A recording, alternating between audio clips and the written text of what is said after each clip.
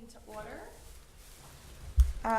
And the first item on the agenda is approval of the Operation Committee meeting minutes. Ooh, that was a tongue twister. On June 12th, 2017. Jay? Yes. Yes. Yes. Yes. And yes, okay. Item number 3, discussion and possible consensus on the 1% fund distribution. Dominic? Sure, I'm just gonna hand out a little spreadsheet. Thanks.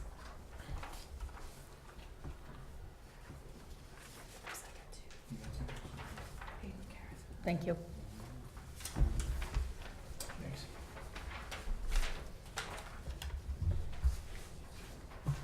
Alright, so, we've got our final numbers for last fiscal year, and, based on what we're projecting, with the increased private tuition costs, what we wanna do is, allocate into the 1% fund a significant portion of the balance, $702,000 of it, to be used for private special ed tuition, because we think we're gonna need it in the coming year.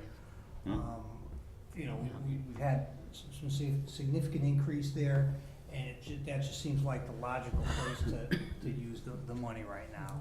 I talked to Sal about it, and I also talked to the folks over at Town Hall, the comptroller and the deputy, just to see, you know, to throw it out there to see how they would react, and it seems like, you know, it makes sense to them too. Where does that put us with our capital projects? I know we had a bunch of things. Yeah, we're not gonna do them, I mean, No, yeah. Yeah, there was about 325,000, and that's why I put the previous, what I called the previous proposal, that was the last discussion on the 1% that was done, I think in perhaps June. And, you know, we really, we just won't be doing, we're gonna have to defer them. I guess that question, Mark, that's kind of for you, I guess, then. We're not doing anything that is safety or required or, No. no? You know, we're still gonna do our maintenance work orders, so it's not gonna be a big deal. I don't see any real negative effect. Some schools, Sheehan High School is a good one. It's really due for another renovation, so it's kind of time to pull back and not do small projects. We have to look at the bigger picture. Karen? Yes, I'm just wondering where, the last count, it was 470,488. So where did the increase from that number to this one come from? The special. Well, you mean the amount? The we thought- 1%. The balance we thought we were Right, gonna have? exactly. The last one I saw was 775, that was, I believe, off the, possibly the June meeting? That was a document that I had worked with. Yeah, yeah, that's the balance. For the 1% account. The last time that we had looked at it, it was 470, 488. So I'm just wondering where the difference is between that and 700 and X. Karen, are you 752. questioning the amount in the 1% account or the amount that we had left over at the end of the last fiscal Well, year? this, What do you- this was supposed to be, the balance was 470, 488. So was there additional balance in the 1%? No, this is current year. The 775 is what we are gonna have as a remaining balance in. Okay. At the end of the 2017 fiscal year. So in effect, that was the surplus. The surplus, sorry, yeah. Right, okay, So the yeah, surplus yeah. for last year is Yeah. 775,000. Right. The one, since our budget's about 100 million, we can take 1% of it, or up Right. to $1 million. Correct. Right. And hold it Right. over for the future. Correct. Yep. So Karen, are you saying, so you're saying the last time you saw a projection of the surplus, it was 470? Right, 470, 488. And that's off, what are you referring to there? Our minutes, I mean, I realize that my daytime job's over, I'm not the CFO here, but. yeah. No, that's fine. Our minutes- That's fine. But where's that? That's it, no, I trust you. I think it's This the is- balance I'm just of trying to, whatever was there. That's the way I'm reading it. I'm Maybe just trying to help. Yeah, well, I'm not So under, What is that, the minutes of what meeting? Last- This is- the this last- is the meeting last- minutes that we just accepted. Oh, the ones we just accepted.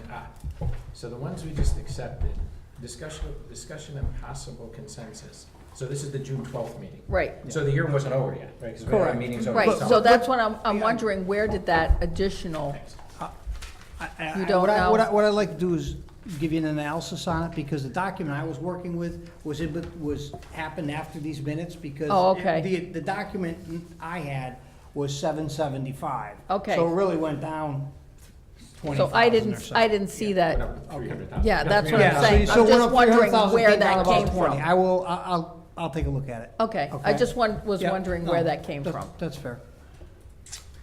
The question, I don't know, is anybody here's gonna have the answer, but let me give it a shot. This is to the capital question, Shauna, that you had. Yes. So, let's see, so our year runs from July 1st to June 30th, right? So starting July 1st of last year, we had a budget.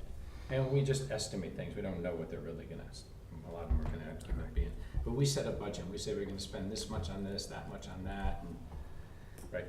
And then during the course of the year, we'll find that we don't need all that money for those things, or sometimes we need more. Right. So during the course of the year, what we're sometimes, if things are going the right way, we're able to use money to spend for things that weren't in that July 1st budget. And did we spend, to Shauna's question, was there stuff during the course of the year that we said, let's spend on, which we appropriate during the course of the year, to capital type projects that weren't originally budgeted? No. Was there much? There wasn't much? It's that contingency, one that we do? No, check every year. not normally. We do have a couple bigger jobs that came up. One was required by the federal,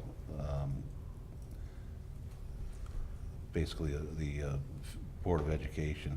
They required a couple additional parking spaces at Sheehan High School, which we're doing out of my operating budget. Okay. That's how you, basically, actually, what I'm referring to is the contingency, we have a contingency account in there, again, because we don't know what's gonna happen, right? So we say, let's set aside a bit in a contingency account in case things are higher than we think they can be, and the question whether we thought they were gonna be. And then, as we go through the year, and if some accounts we hadn't budgeted enough for, we take it out. If there's some accounts we see, geez, we didn't need it all for, we put it in there. To me, it's a great thing, because it's transparent. We don't have to try to figure out where it is, because we're not gonna, it's there. And Sal's been great about moving it into there when we don't no longer need it. So we have that contingency account during the year, and when things come up that we didn't expect, we'll take from that contingency account. But Mark, you're saying there, except for that one item, are you saying you took that from your own, you No, didn't take it from the contingency? That's correct. We So- didn't take it from So contingency. no capital no significant capital projects came from that contingency account during the year? I believe that's correct. Because that would have been kind of like using the 1%, but he didn't use any.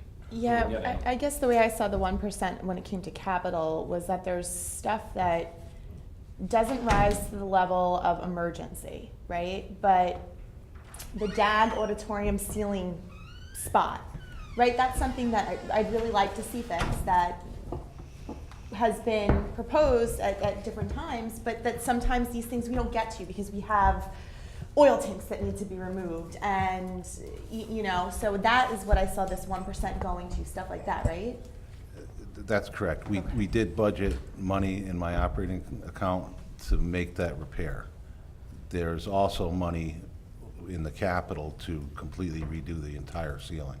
Oh, I wasn't calling, I was just using it as Yeah. an example. I know you're all over all that stuff. It was just the only example I could think of for what we would be using the smaller funds for. But yes, Mike? I guess we really see, this 1%, the 702 for special ed tuition. Is that what we definitely think we need to spend, or is that just a hold for what we think might happen? I don't know if I'm making myself clear. I think we're. Like a contingency fund for tuition? A small portion of that is, but we know we're gonna have a deficit based on what we're seeing is the tuition. So, a significant portion of that, we're gonna spend on special ed.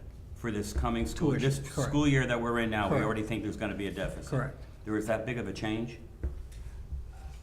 I think it was a combination of a change as well as the fact that at the end of the year, there are PPTs that occur.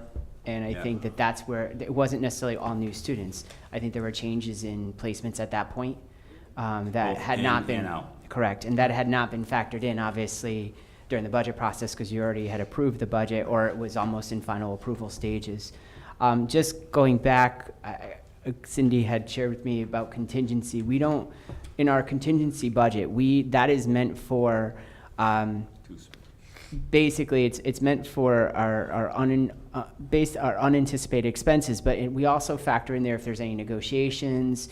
We do factor in if we do have to hire additional teachers, we do put a placeholder.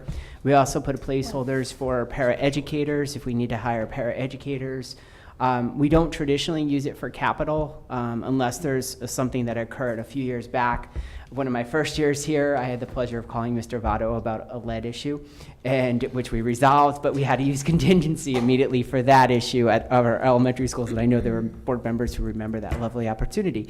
But we had the money there for that. What we've done recently, which I think has been key, and I think we decided to do this as a board together, was we've made it very clear as to how we're using contingency. So if we've used it during the year, we've shown that.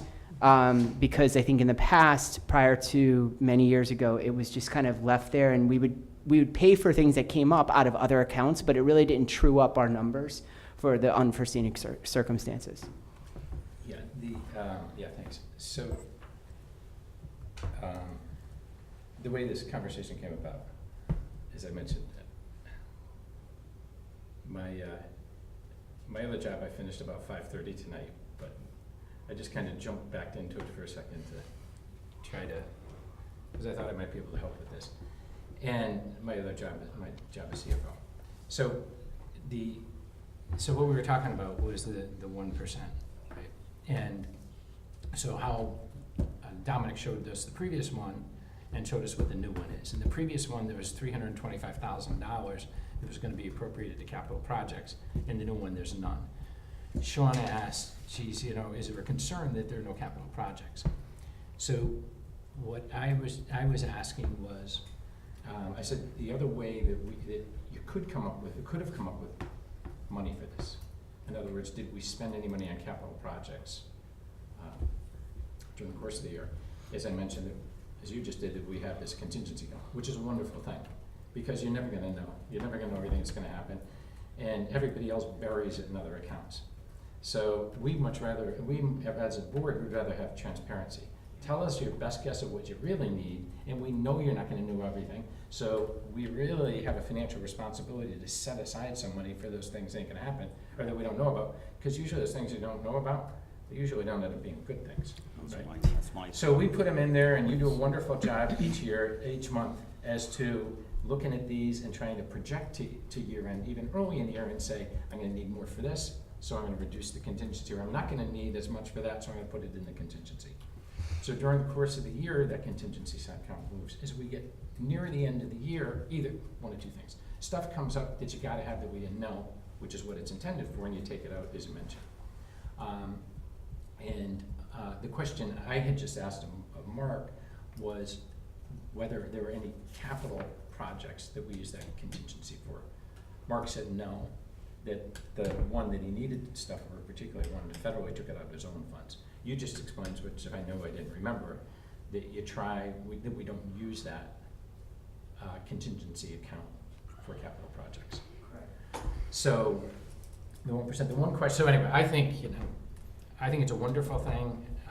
I strongly encourage the board to continue with it. I tried to keep that at about 1%. I don't think it ended up being 1%, but I think it should be. I think it should be 1%. I did a bunch of research. We did a bunch of research, but nobody else is doing it, so we couldn't find research. There was no research to be found, or nothing to be found in doing the research.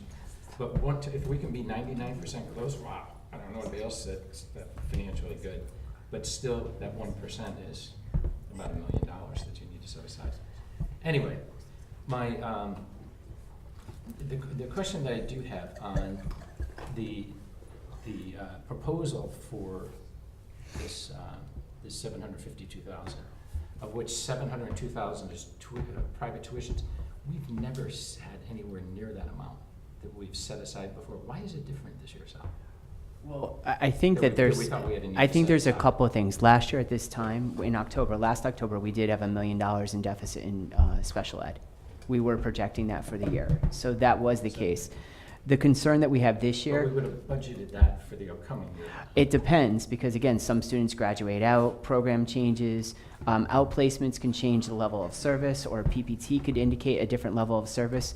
So what ends up happening is you have your annual reviews, which could happen anywhere Yeah. starting April to June. Yeah, the And- IEPs, the IEPs. Exactly, and it's the annual review, and they review all the placement, the potential needs for the student. Is there additional services are there additional services necessary? So that's where there's always that gray area. What we did last year, we were fortunate because we had some circumstances where positions weren't filled. Remember, we held off on filling a teaching position last year. A couple of things had occurred. We had budgeted extra for unemployment because we thought we were going to have a large unemployment. So we didn't need to think this way. And in addition, we didn't have the state budget looming over us. So Sal, did So we that's end up- that's the other factor that plays into this. If we lose a That's lot what of I'm money trying from to the understand, state, Yeah, yeah. So did we end up spending $1 million more for last fiscal year than we budgeted? in terms of special ed, I believe so. It was about, I think it was about 800. 800,000. And how, Over what's 800. our, and how much is our budget for private tuitions for this fiscal year? Three, no, 3.4 million. 3.4 Yeah. million. So this is about a 20% reserve, if my math is right. Correct. It's And the, about a 20% reserve. exactly. And the thing is that the reason why and Dominic and I spoke, when he brought this idea, first of all, I was appreciative of the idea. I thought it was great for him to think this way, especially in these fiscally challenging times. Because one of the worst things, and I hear this from you as a board and my previous board in my last district, no board wants to go to the town asking for more money.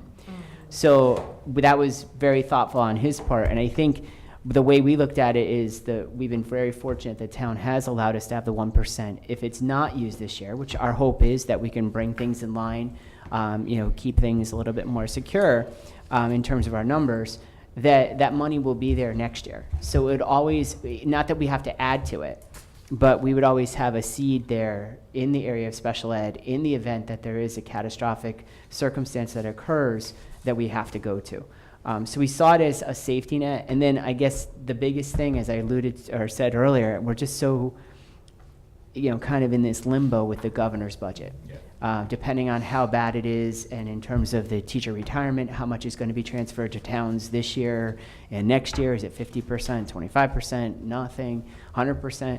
So we're just trying to be cautious.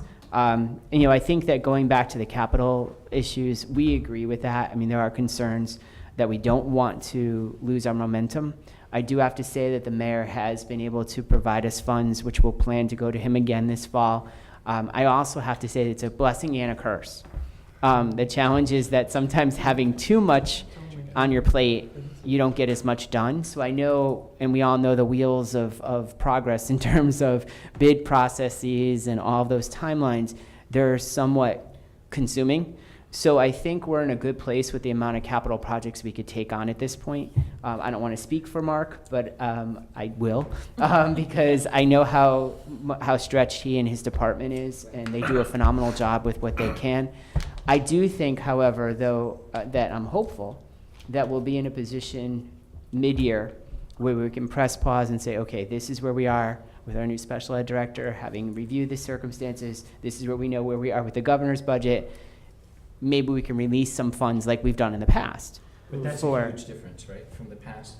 I'm not sure if you're familiar with Shawna, but historically, unless we're putting a roof on the building or a new building, right, the money came out of our operating expenses. to Correct. maintain the buildings. Correct. Right. And then you folks approached the council, Sal and Roxanne, you approached the council, it was only 2-3 years ago? 3 years ago. 3 years About ago? 3 years Unless it ago. was a big job, then the Well, council. but that was, Huge, right. yeah, to your point, Yeah, John. but the sort of stuff, so, and then over the last 3 years on average, so the mayor agreed with it, which is wonderful. Yeah, we're getting on average about $3 million. Yeah. $3 million a Yeah. year. A year, That wasn't yeah. included in the stuff that Mike was talking about. Right. Historically wouldn't have been Correct. funded through the No. town. No. Correct. So there's an extra $3 million that's being, on average, that's being Yeah. funded each year Yeah, that Yeah. never was before, No. that had to come out of. no. It's just that we have a lot to No, it's do. huge. I mean, Well, and that's- that's the and thing. We have a lot that's to the do, thing. Shauna. You're Yeah. absolutely Highway right. deferred maintenance. Because before you came, it wasn't being maintained. And that's, I was only Some things asking we to got make sure that Mark was reimbursed. okay with that change. No, just no, I because know appreciate that it, and he's got I a lot on apologize. his plate. I just came from the other event, and No, I that's wanted to fine. make sure I said congratulations to the student who spoke. She did a great job. Oh my So- goodness, she did a Yeah, phenomenal so I wanted to make job. sure I complimented the student who spoke, so that's why I was a little late. But no, I think there's always good news and bad news. I think, first of all, it's a compliment to the board and the relationship that we've developed with the mayor and the town council that we are where we are with our capital improvement. I think we made it very clear to him, and I remember Kathy making some very firm statements, which I think resonated with people, about capital improvement projects and that we can't continue. And I remember Roxanne's comments about, I don't want to fund speed bumps. Those are comments that I think people heard, and that's why the change occurred. So while I know it might not get us as far as we'd like to, and I sit at meetings just as recent as Friday where people are trying to put in building projects at this time in their towns, and I'm thinking to myself, Yeah. it's a little crazy because the state you don't even know what your reimbursement rate is going to be.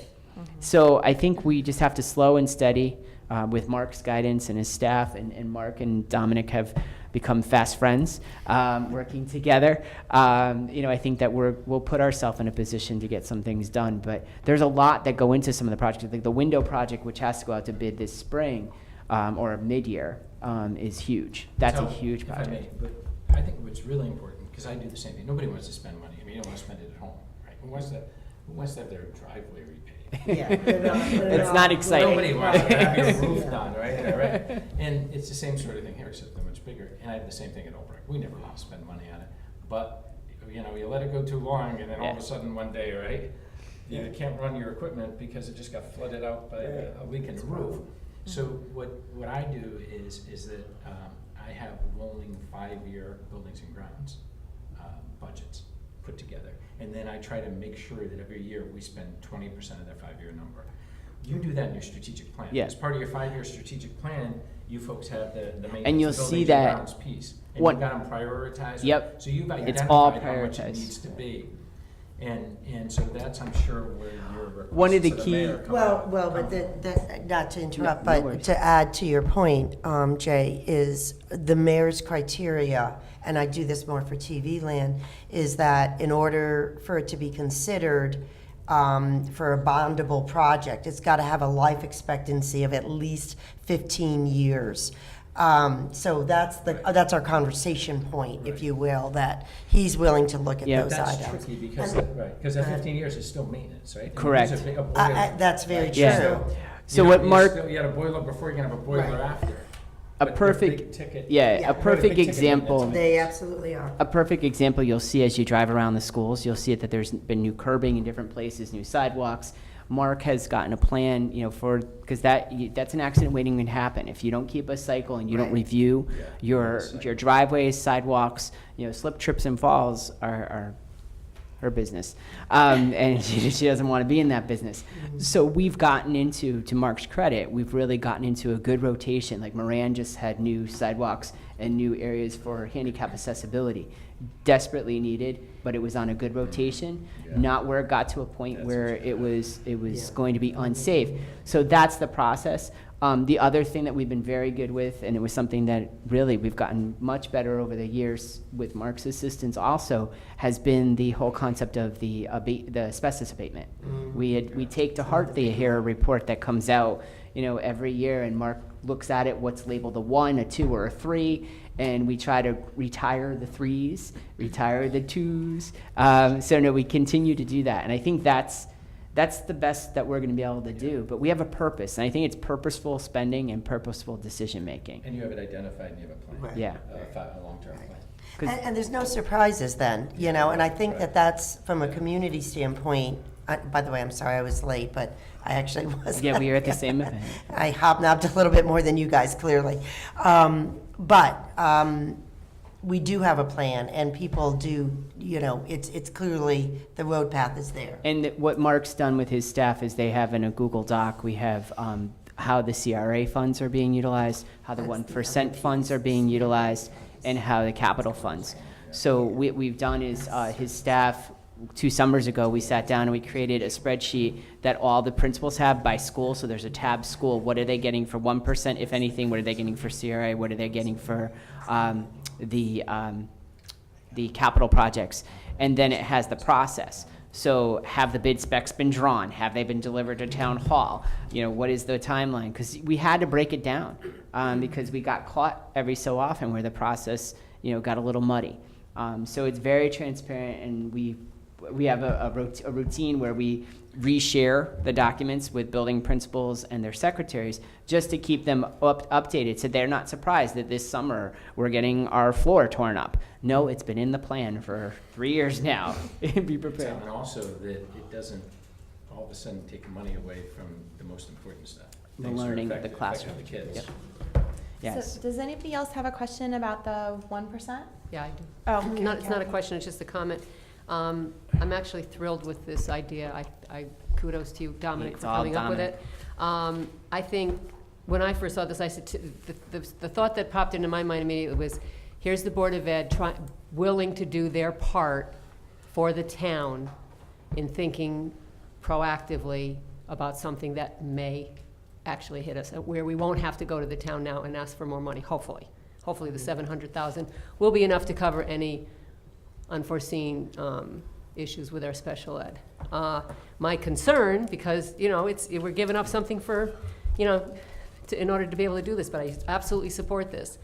The computer replacement, very similar to the you know, the facilities. Yep. I want to make sure we don't get ourselves into a situation where we were years ago, where we had computers that were 15 years old, or however. No, and Karen reviewed this, and actually Dominic met with Karen today, and we're in a good place. We did receive, if you recall, the grant a couple of years ago that we were able to do a lot of purchasing at that point. Karen has made that grant last for longer than probably anybody could ever do.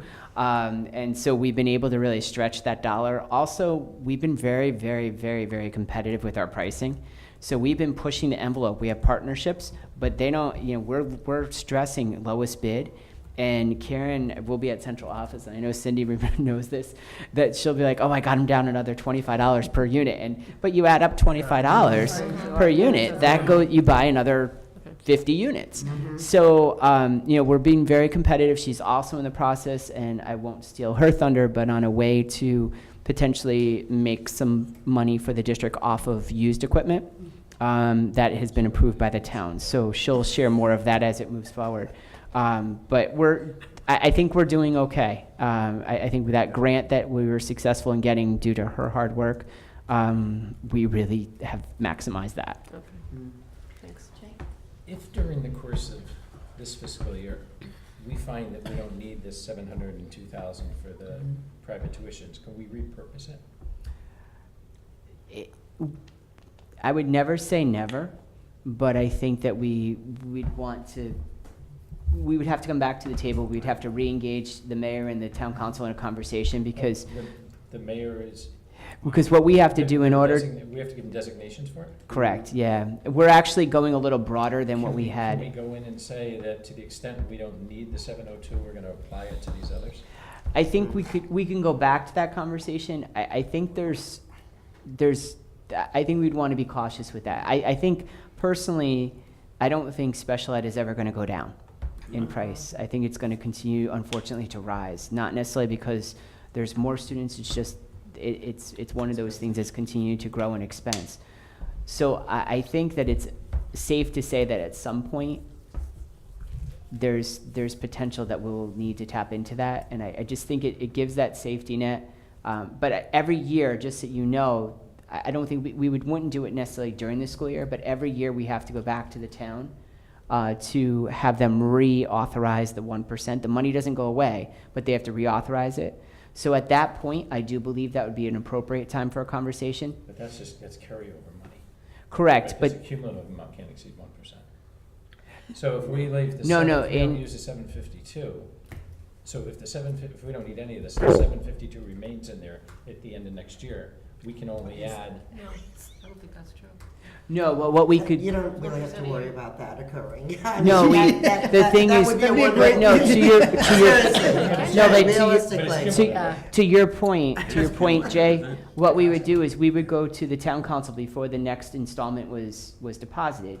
We would then go to the town council and say, that we would like to transfer, because again, every year we have to re-up our agreement with the town. So we would go at that time saying, okay, there's 650 left, say we had to use a little bit.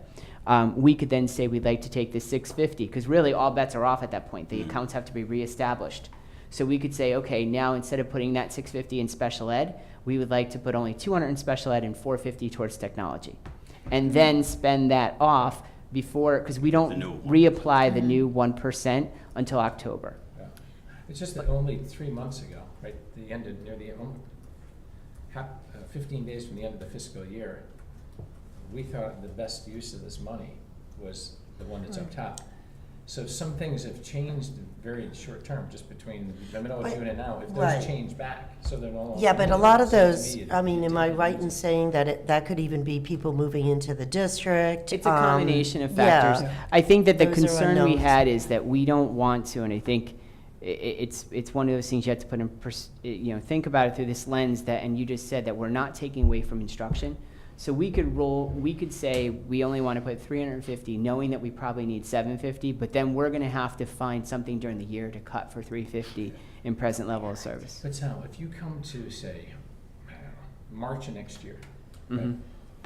You come to the middle of March of next year, it's not likely you're gonna have people move in, students move in after the middle of March next year that we're gonna spend a lot of money in programs on through the end of June. Actually, Jay, and I'm going to have a report for the board probably October, November. We had over 400 students enter and exit our district last year. Right, but Throughout if the they- whole course of the year. Right, but if they come in, I'm not familiar with this stuff at all, but if they came in, say, That's a March lot of 15th, kids. by the time you got programs in place and IEPs and established for them, you're probably right near the end of June. No, you can't, because federal law requires that the program is put in place the first day or as soon as That's to right. there. You don't have the gift of wait time. Nope. So they because may you could come be in held already. violation.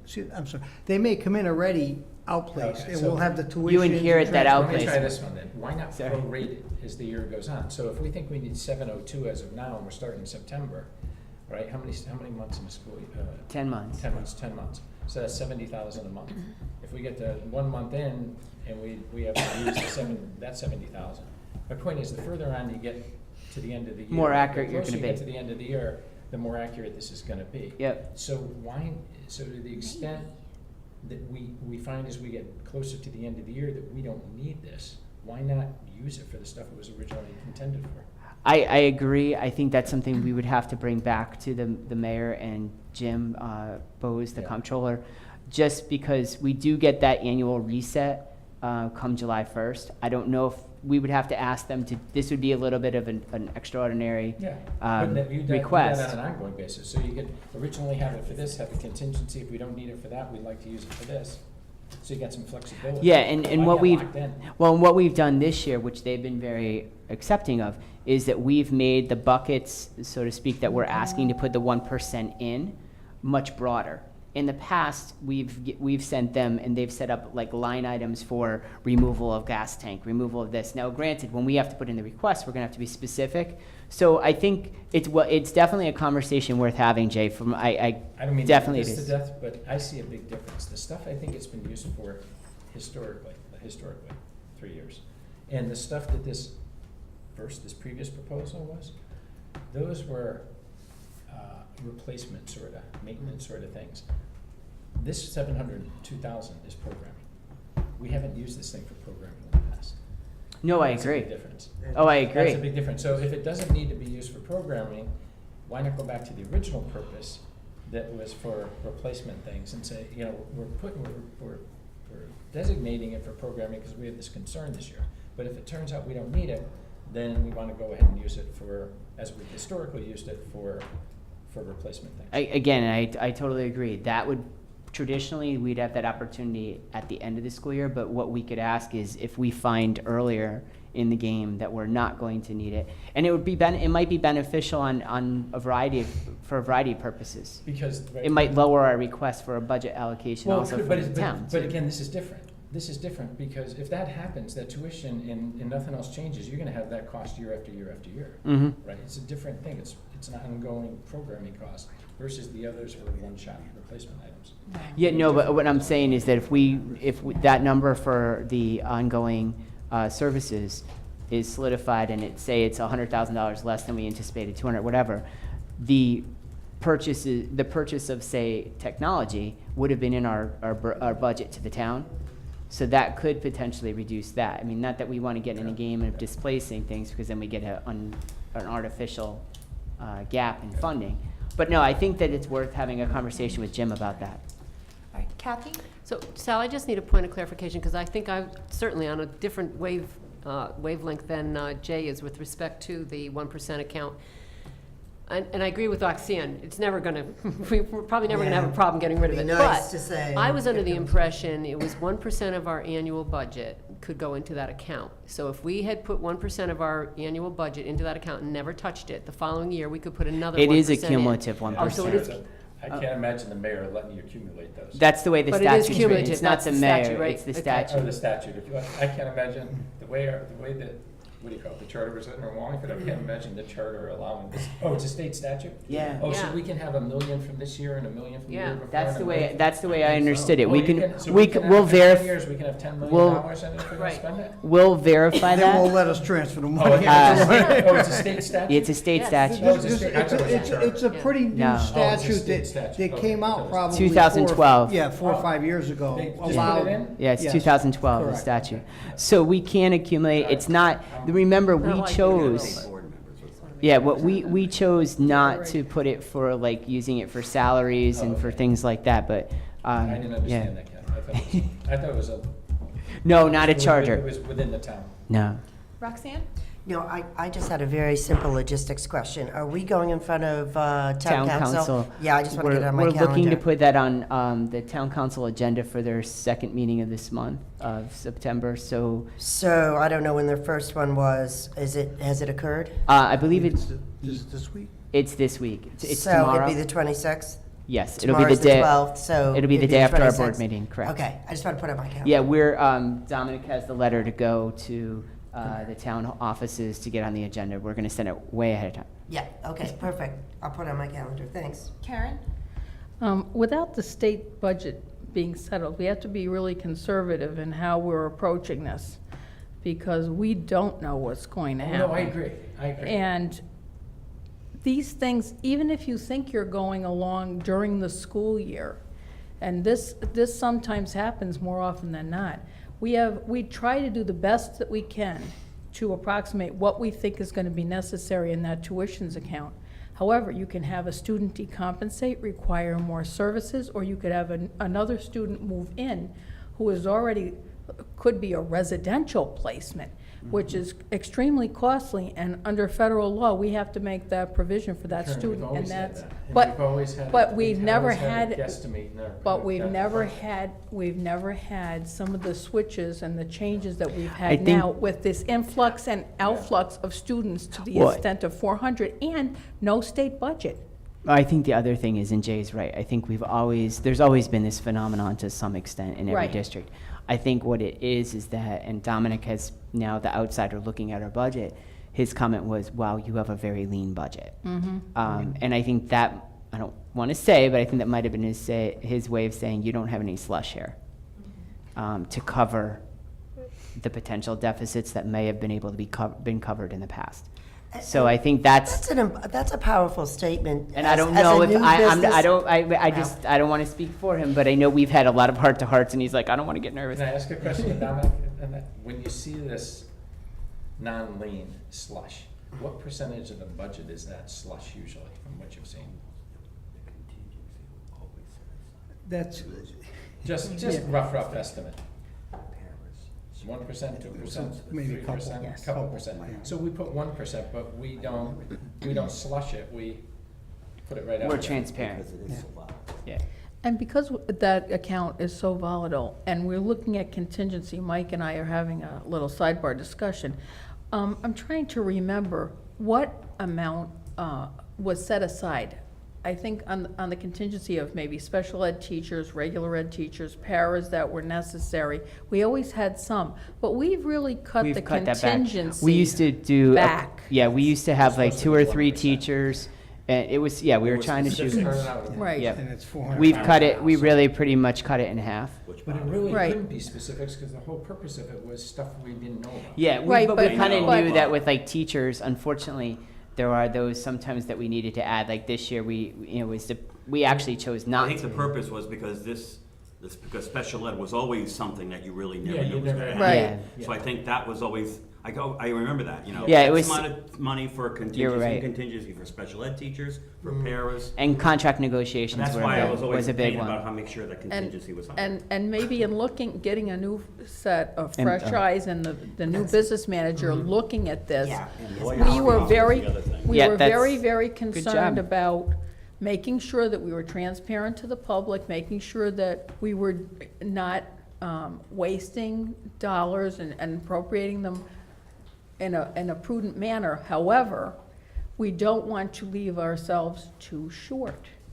And I'm wondering if what you're saying to us is maybe we should, in the future, look at a little bit more in contingency for that, that rainy day that may come. I was worried about that, I think that's, yeah, we're gonna, 'cause you gotta put do that lawyers' as we get fees through the in. process, we'll see, but, that's an well, it might not be an option the way the state's going, but, that Well, could be an option. I think that's important for us to really look at our budget again, especially with what's going on at the state and the uncertainty. This is very concerning. Absolutely. No, and again, that goes back to Kathy's comment that we're trying to be proactive because we know that whatever happens, nobody's going to leave the budget process totally 100% happy. There's going to be losers. Everybody should have a little loss. And so we have to be prepared for that. I just have one, I'll make it quick. So if we can accumulate our surpluses, our 1%ers, how much do we have in total?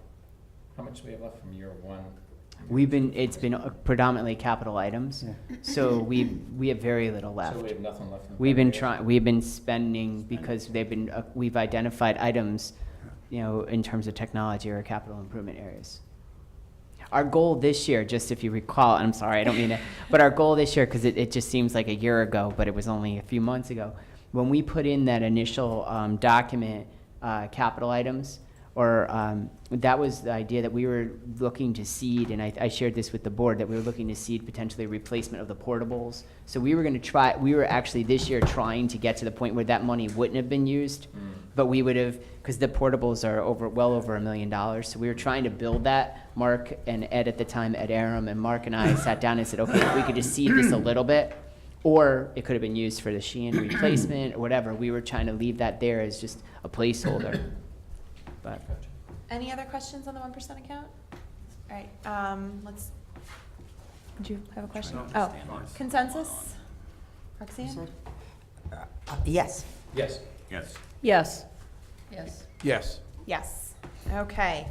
Item number 4, discussion and possible consensus on the cafeteria financial reports for June 2017. All right, so, I think what we wanted to do was just kind of give a quick update, Dave's gonna give a quick update just on the school startup, and then we'll talk about the financials, and then I don't know if we need we wanted to talk about the performance metrics for the director also, so I've got a handout, I don't know, it's technically not on the agenda, so I don't know if we need to add it to the agenda, or we can just cover it under cafeteria operations. I don't see What? why not, but Karen is our official rules person over here. Can we, do we have to add it onto the agenda, the matrix for the Director of Food Services? Or is it something that we can discuss under? Well, it looks like we're looking at cafeteria financial reports on both items. Right. So I don't know if you can justify that would come under cafeteria financial reports? I think I can. Okay. I think that we had discussed that as part of the matrix that we wanted to come in place when we put in a new food service director was the fact that it was part of that whole report because it was going to look at projections as well as establishing goals for the next month and keeping you abreast of what was selling, what wasn't selling, and it tied into production and finances. So, Well, that and sounds tonight is not a reasonable. report. Tonight is just explaining the factors so that you're all aware of what David will report out on from this point forward. That's exciting, okay. Dominic, proceed to handing out, or David, whoever has Yeah, go- the handout. You wanna give a quick update Sure, on the sure, school sure. opening and then? It's talk been a about busy financials? 6 weeks. Probably the most busiest times is the startup of schools, and especially here being in Wallingford with a new position. So a few things I could touch base on. What I've been doing is I implemented a new monthly menu for the district. I think it's a lot user-friendly for the parents and the students, where they could see the 30 days instead of the 2-week schedule. So I thought that was important to start on that first. I've increased the lunch offerings, the main offerings in the elementaries from 3 to 5 items a day. Also, we've also implemented a new scratch pizza in the high schools from day one. I was able to incorporate a raw dough product with our vendors, and what was nice is I used one of the brokers, the food brokers from Thurston, who I know very well, and he stationed himself day one at Sheehan, and I went over to Lyman to train the employees. So we thought that was a nice rollout for day one to just start that process. Did you say scratch? Scratch pizza. So what we do, Mike, is we're getting a raw sheeted dough in frozen, and all we do is proof it the night before. We lay it out on trays, and Wow. we grease it, and then the next morning they pull it out, and we put different toppings on Oh, it. a big sized pizza. Yeah, it's sheeted dough, yeah. Right, okay. So we're incorporating that every day with the frozen pizza line that Alan had in, that we're continuing to serve, which is, we think, is a pretty good product. What else is, I booked my first elementary culinary demonstration, which will be held at Rock Hill next month. I worked with 2 teachers last week, so I'm looking forward to do that. What's the date? It's October 3rd. That is actually when the kids go to the Nature's Classroom, right? And these are the children that are held back due to certain reasons, and the teachers reached out to me because Oh, that makes it special. yes. does. So the teachers got a hold of me through Sal, who talked very highly of me in convocation as I sat in the back row and talked about a chef being in the district. And these 2 educators wrote down my name and got in touch with me. So no problems. I'm excited to train these kids and I'm working with the 2 teachers, and we're going to do healthy snacks that you can make at home. So when, we based it on that concept of guacamole, and we're going to introduce and show them more ways to use the sun butter that we put into the district, and a few other healthy items we're rolling out that day. I'm also in the process of networking with Sharon and Vito over at Lyman with the culinary lab and the restaurant. I've got my feet wet there. Nothing yet, but I introduced myself with Sharon, and I met Vito, and Actually, Vinny. Vito? Vinny. Actually, it's Vinny. Is it Vito? Vinny. Vinny.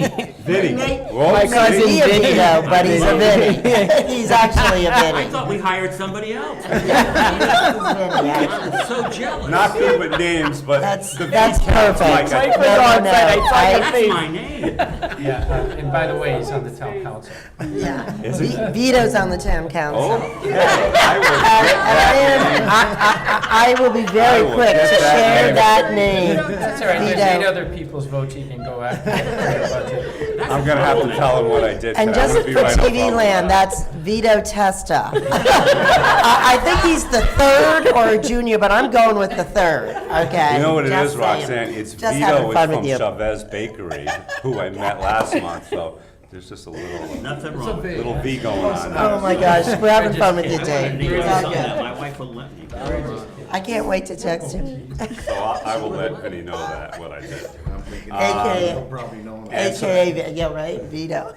And some other things I'm currently working on is a new catering menu for the district, emphasizing on trying to keep the catered foods in with food service and not calling up. I have some plans on possibly putting together an open house with the rolling out the new catered menu to show all the administrators and the educators and people that order food in what we could actually do, and getting my employees involved and bringing in that revenue that we haven't seen here, I was told, for quite a while.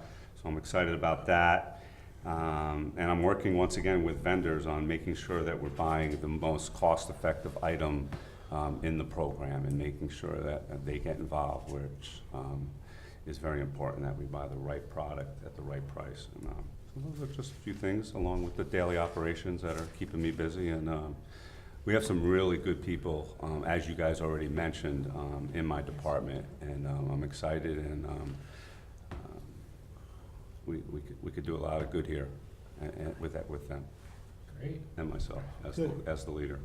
Roxanne? Yeah, Thanks. so I'm just curious, have you gotten any feedback on the sheet, you know, the sheet you didn't call it a sheet Scratch. pizza, but scratch. Thank you, the scratch pizza versus the frozen. Or do the kids, have they? Not too much. Yeah, have they? What I did was, on the Sheehan lunch line, one of the girls who eats pizza every day, the first couple of days, I just talking to the students Right. online, and I said, what do you think about the new pizza? And she went like this, Yeah, and she good. goes, I'm really excited. And so we have a whole program rolled out with different creations and different recipes that I gave the two cooks at both high school. And, That's great. So we're excited. Well, I appreciate any way to do things differently and innovatively that incorporates our kids is a positive, so I thank you for that. Good.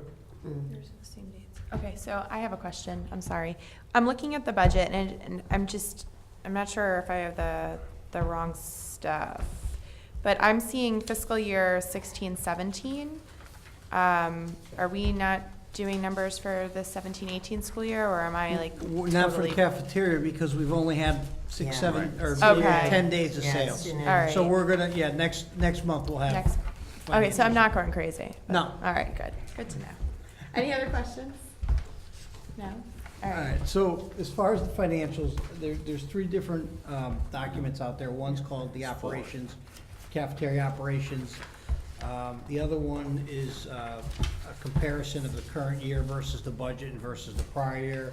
And the third document is the one that's too small really to read, but it shows sales and expenses by month. I really was gonna focus just on the operations summary. But I will tell you, if you try to tie out all the documents, you may find a few discrepancies, basically because we recognize revenue differently in Munis versus a couple of the other spreadsheets we keep, primarily related to the state revenues. Some revenues are recognized in the month we think we earned them, and others are when the state gets us the check. So you may find a little bit of a discrepancy there, but that's what's driving it. As far as the overall, the summary is, during the year, the food service fund, or the cafeteria fund, it had a surplus of $15,778. And that's before we put the Board of Ed contribution in of $38,000. So they really had a profit of $15,778. And it was driven, they were able to increase revenues. A lot of that was driven, I think, by the state healthy foods, that they got a little bit more, that 5 cents a meal, I think, is it 5 cents a meal, or? No, the healthy foods is 10 cents a 10 meal, the 6 cents is the reimbursement So for lunch. the healthy foods. Healthy foods, And 10. and then, they were also able to cut some expenses, or they reduced the expenses for the year, and that's really what drove the profit. The sales were down, though, they were down about 14,132 meals, and that's 3.59%. The enrollment was down 112 students, which is only 1.85%. So the enrollment is not the big driver, I don't think, on the sales being down. So, I think one of our big things to do is gonna be to generate excitement about the cafeteria and get folks eating there, or more folks eating there. Any questions? No? Did you want to go over that matrix? I did, I was gonna hand it out, yeah, I'll hand it out. Don't worry, The Dave. We'll sales have down a- number was 14,000 what? 14,132. Thank you. That's the number of units. I think it's, That's sales. Dominic, aren't we down That's sales, 11,000 meals from the previous year or something, did I read? I'm sorry? 11,000 meals were down 14,000. district-wide. Yeah. from the It ended up being 14,000. Initially, we were projecting about 11,000 meals, less meals, Dominic. That's meals. meals. 14,132. Wow.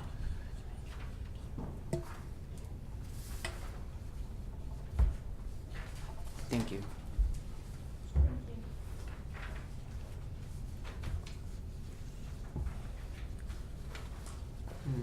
So these are the metrics that we were able to glean out of the job description we thought would make sense to start reporting on.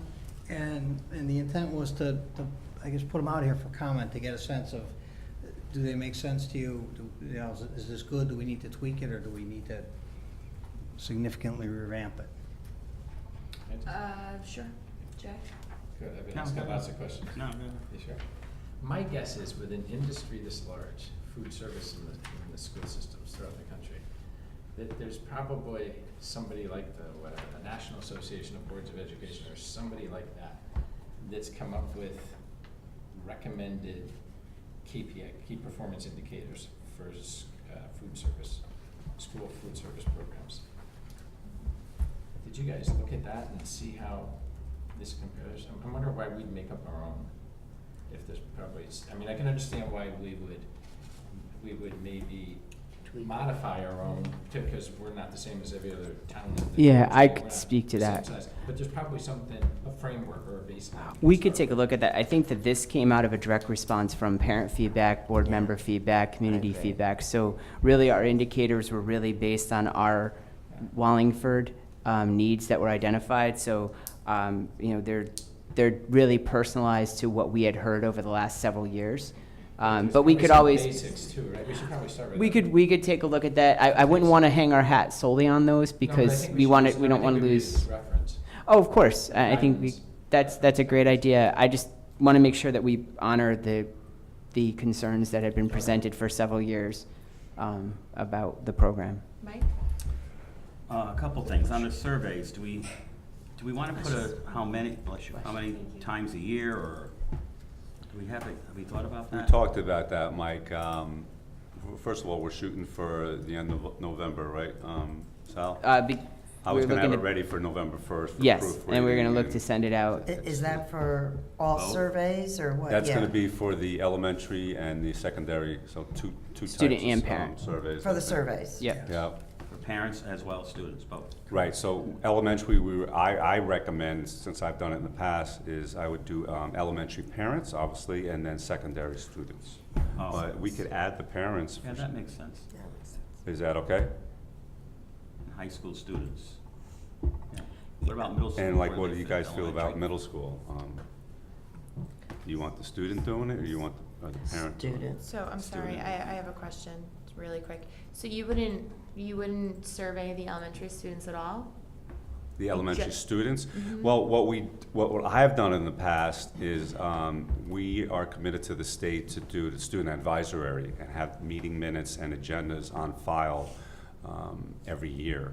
So I, in the past, have met with the different sectors of the schools, and worked with those groups, which becomes a survey, but it's really not a traditional survey, but we get their feedback.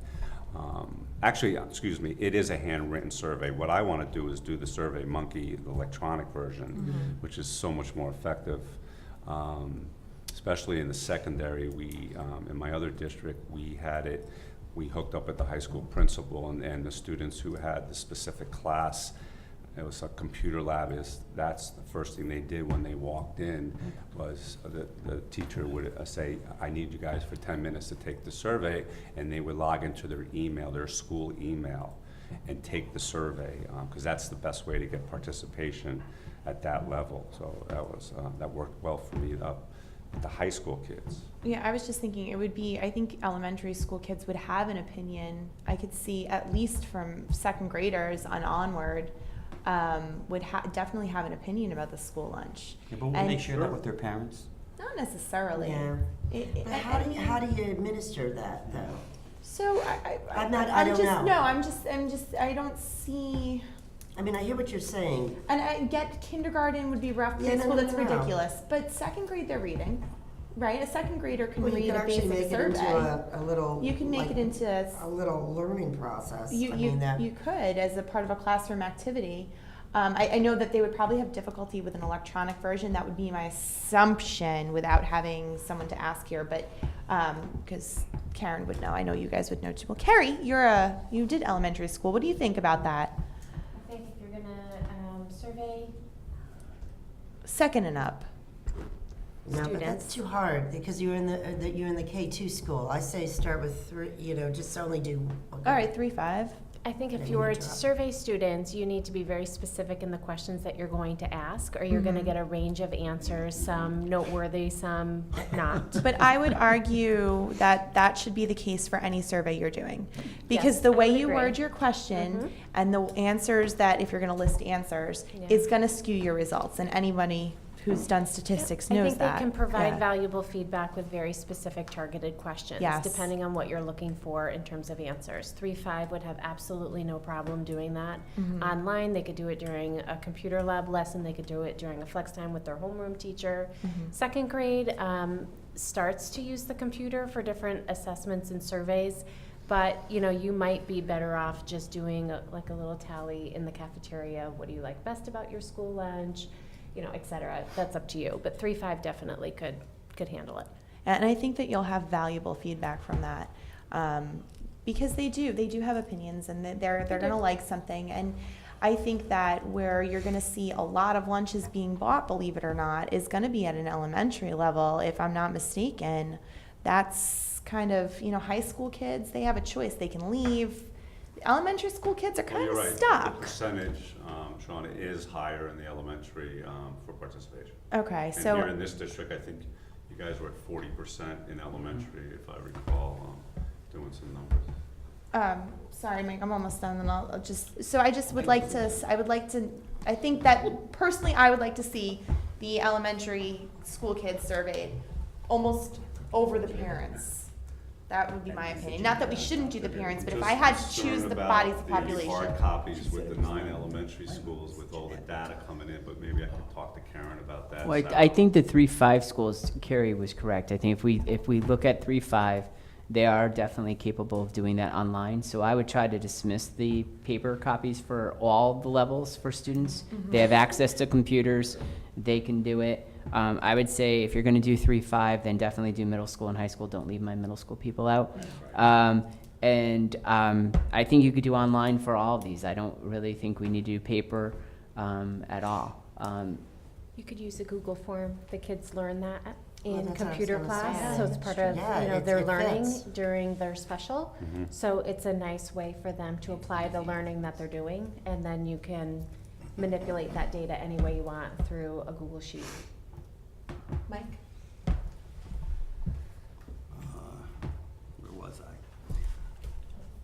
Are you planning on doing this just once a year?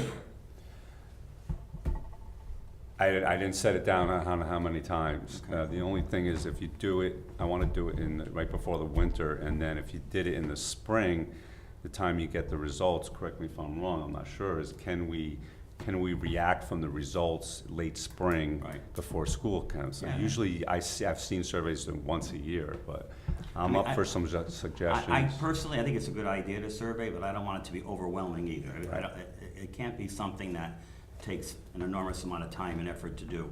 And that's why I was a little hesitant on elementary school kids. But be it that as I think you're right at the springtime to help you prepare for the fall. Right. If that's what your objective is, I think that would be a good idea. Yeah, I think twice in 1 year is a little too much, but that is a very good idea. And the other thing, anything about advertising? I don't see that anywhere in here. What? Marketing, you mean? Yeah. The marketing the product? Yeah. Um, I know we talked to the vendors that day about them possibly helping with that, but Yep.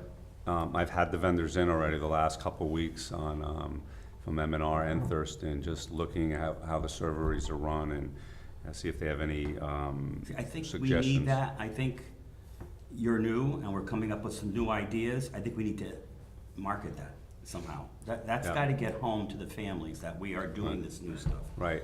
And I think that's It key. could be even through Dr. Menzo's, or building level principals could do that. You have marketing classes in high school. Well, that's what I was, That's a good wrote that down. I started it, even though he said it. But Mike, we kind of started that, so. Duly I know noted. if you wanna- Duly noted.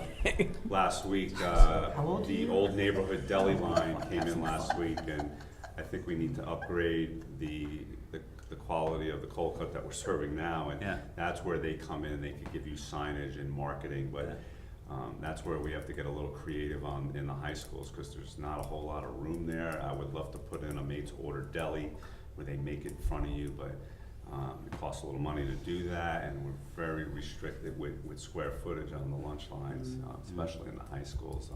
But doesn't mean we can't do it, so I think that's the way to go on where we're getting support from the vendors. Okay, I mean, thank you. Yeah, thanks. So Dave, thanks for all the idea, and Dominic for that matter. I think the 5 bullets are absolutely spot on. 3 that resonate with me is the participation piece. I'm not sure we do capture all our free and reduced lunch individuals that are eligible, and whether there's a stigma or education, awareness, whatever. So to make sure we're hitting that audience, I think is really, really important. So I appreciate your focus there. I agree with Shauna in terms of, I would not look for student participation at the K2 level, but starting at the 3-5 schools. You could, because if I was a parent, even at a K2 or a 3-5 school, and I got a survey, the first thing I would do is look at my child and say, what do you like, you know? And I can be the voice piece at a K2, but why not empower our 3-5s if we can? So I like that idea. And then the third area that particularly resonated with me is what's your production records, the top 10. I think that's, and you'll get that hopefully through your surveys. What are your, and obviously just through sales, it'll Get it from resonate. Our operators too, my manager. That's true too. Some of it's anecdotal, and you'll know I mean, it's pretty basic. You're dealing with kids. They either buy it or they don't. End of story. So I love the fact that no matter how you slice this, no pun intended, it is end user focused. And that's what I appreciate. You're looking at our students and our families and saying what resonates with them, what makes their lives either easier, happier, you know, they're comfortable with the meals their kids are getting, or the kids are happy with the meals they're getting. We're focused, this whole process is focused on our end users, so I appreciate that. So that's my feedback on that. Kathy? I just wanted to make a comment regarding the surveys. I think it would be a good idea to have the survey twice, at least in this first year, so that you can have a comparison of how they felt in November versus how they feel in April. The fact that you can't respond to it by the end of that year, that's fine. I want to see how. Is there changes? Is there a Yeah. change over the year? I think it would be a good idea to do it twice. That's a good point. Yeah. First year or two. I like that idea. Yeah, I do That too. sounds And really don't feel good. the pressure of having to necessarily respond. No. Yeah, we're open-minded to that. Right. Yeah, that you can't, you know.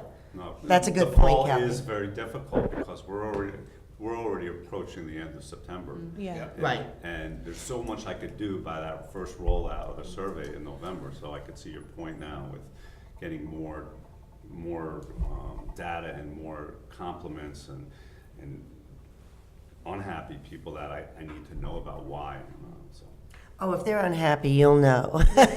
You don't have That's what I've to, you don't been have to wait for a silly survey for that information. I think- I'm guessing. I would recommend to Dominic and to David to do what Jay had recommended, to take a look and see what does the National School Lunch Program have? Do they have any matrices?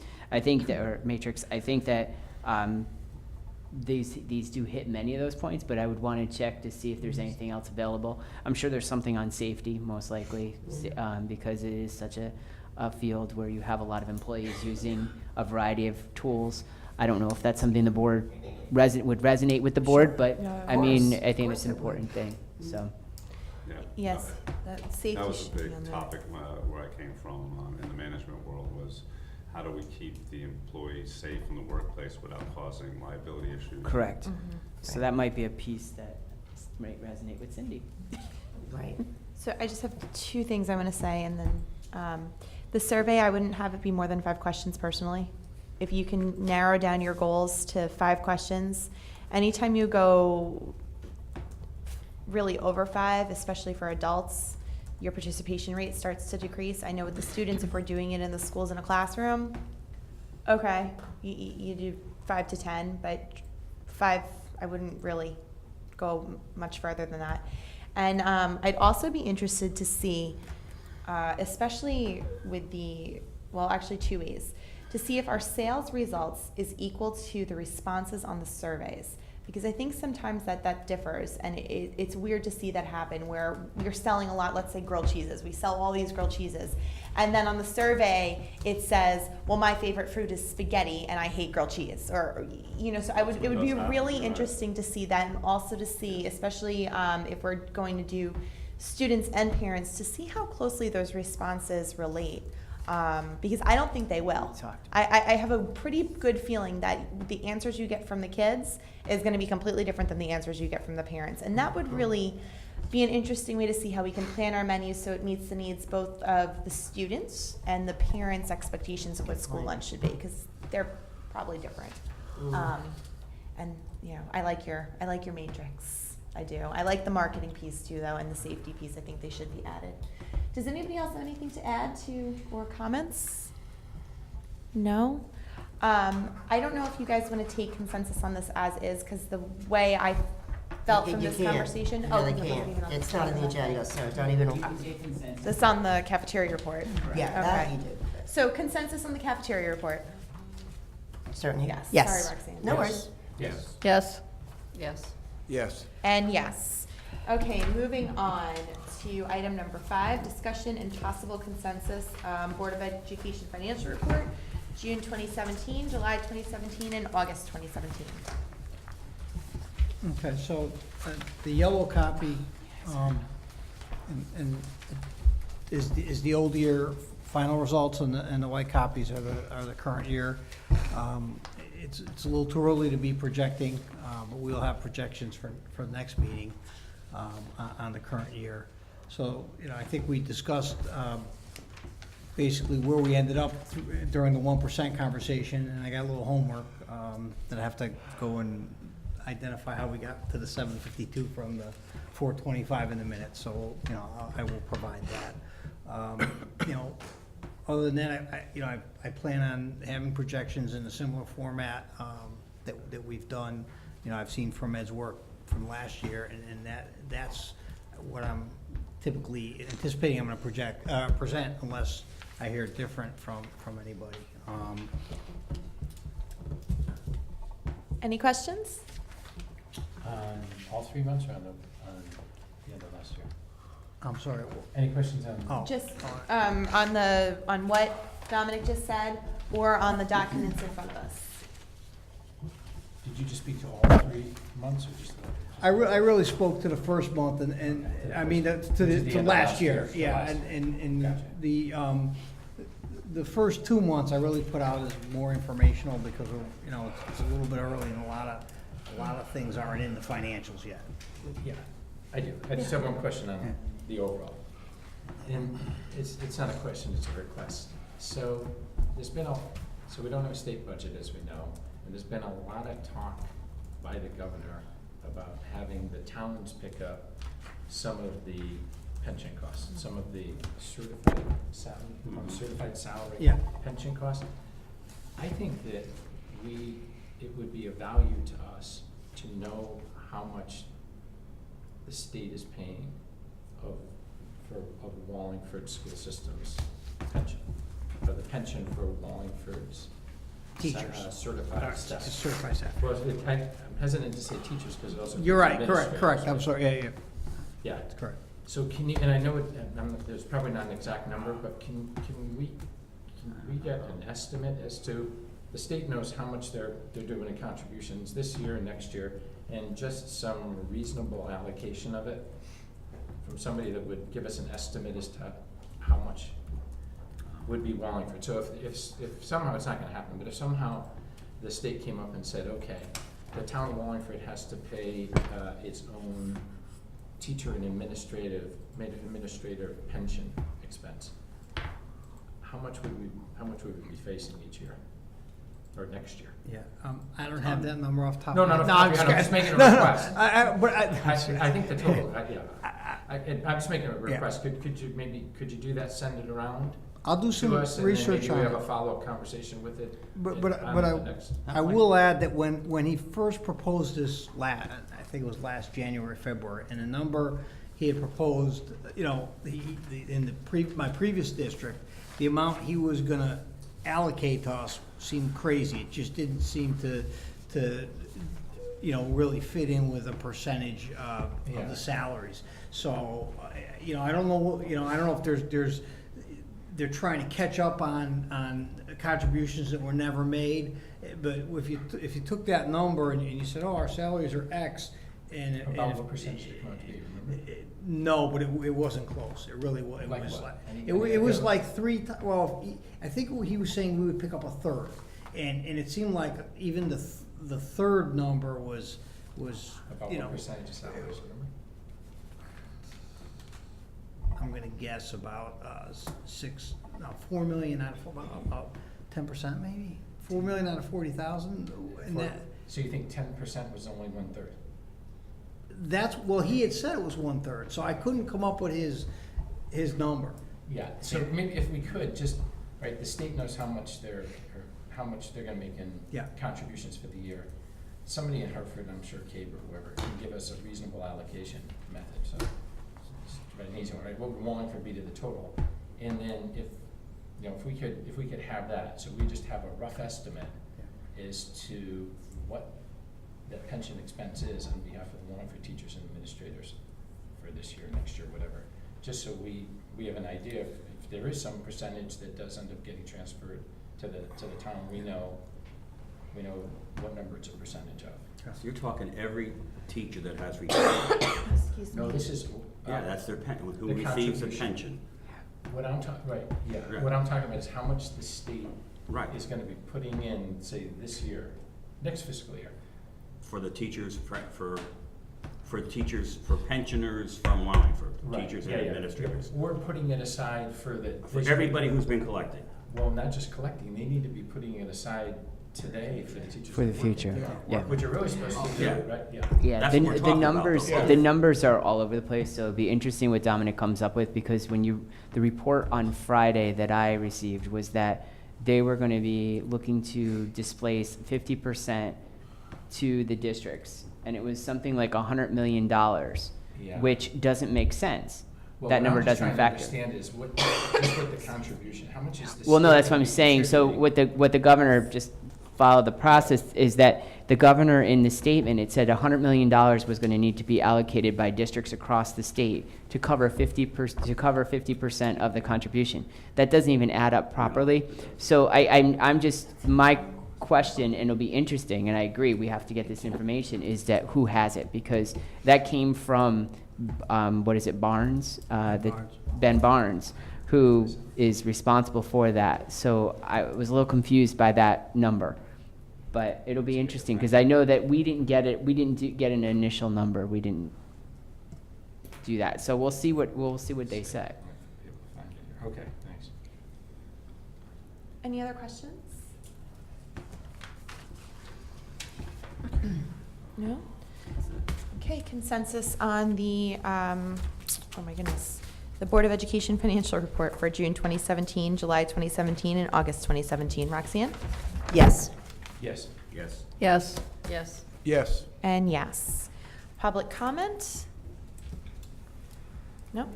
Seeing none, meeting's adjourned.